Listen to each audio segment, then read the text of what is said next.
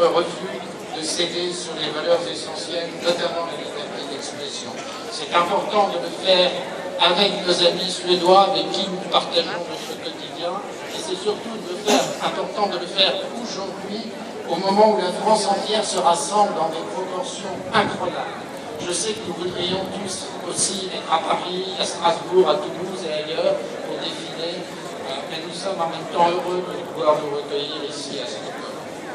La tristesse et le choc provoqués par les événements de ces derniers jours sont très forts et ils le resteront.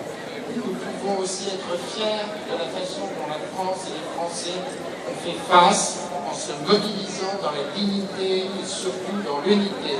Unité de la population, unité des responsables politiques, unité des autorités de toutes les religions, solidarité des journalistes qui aident Charlie à continuer à apparaître, et bravoure aussi de nos forces de l'ordre.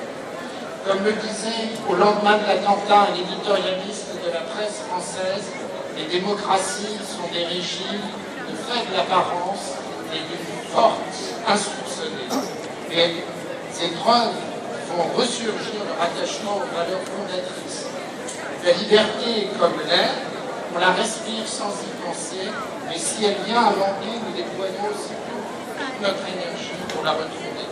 C'est pour ça, comme l'a dit le président de la République, nous devons rester mobilisés, vigilants, unis.